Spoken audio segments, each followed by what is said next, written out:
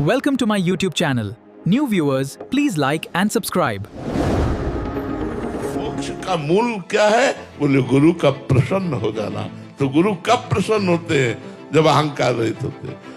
एक बार समर्थ गुरु श्री स्वामी रामदास जी महाराज जी की सेवा में जो शिष्य रहते थे, एक शिष्य से बहुत प्रेम करते थे। तो और शिष्यों को ईर्ष्या हुई, तो स्वामी जी के पास जाके निवेदन किया कि आप एक को ही बुलाते हुए, एक का ही नाम लेते हुए, एक से ही आदेश करते हो। हम लोग भी तो है महाराज जी, कभी हमको भी अवसर दीजिए। ऐसा प्रेम क्यों करते हो उनसे और हमसे भेद करके? हम भी तो आपके शिष्य हैं। तो समर्थ ही होते हैं। कुछ नहीं बोले जाओ, सबको बुलाएंगे, किसी दिन सेवा होगी, बुलाएंगे, जाओ। दूसरे दिन बुलाया, बोले सबको बुलाओ, सब आए। जांग में पट्टी बंधी हुई थी। कहा बेटा बहुत बड़ा फोड़ा रात्रि भर में हो गया, बहुत पीला दे रहा है। और हमने देखा है पट्टी खोल के, उसमें मवाद भी बन गया है। बोले गुरुजी अभी शिवाजी के पास जाते हैं और उनसे राजवैद्य लेके आते हैं, वो ठीक करेंगे। उन्होंने नहीं, इसकी दवा हम जानते हैं। कोई शिष्य यहाँ उसका मुंह है, मुंह लगा के यदि सब मवाद पी ले, हो सकता है वो शिष्य मर जाए क्योंकि मवाद है, पर हम ठीक हो जाएंगे। आप में से कौन पिएगा? आप सब चुप हो गए। आप लोग तो अब चुप हो गए सब कि मर जाएंगे, मवाद पीना। बहुत से तो पीछे खसक लिए, कुछ हाथ जोड़े खड़े रहे, पर हाँ नहीं कहा। और वो सेवा में लगे हुए थे, जिनके विरोध में सब शिष्य शिकायत की थी। आवाज लगाई, बेटा।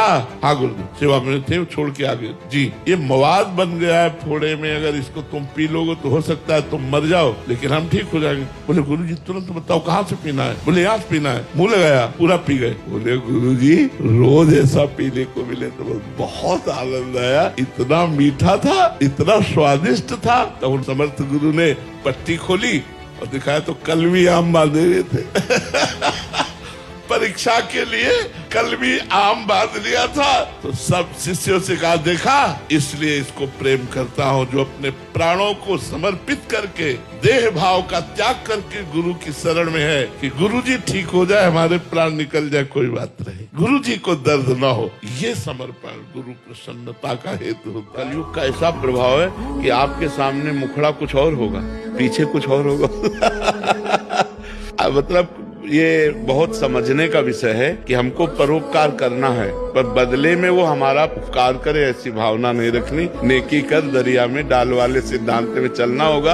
अगर सोचो कि हमने किसी को पानी पिलाया और वो हमको कभी अवसर पड़ेगा तो पानी पिलाएगा, तो दुख ही मिलेगा आपको, पलट कर दुख देगा। ये संसार का स्वरूप ऐसा है। यहाँ कपट छल ये बहुत जोर का चल रहा है।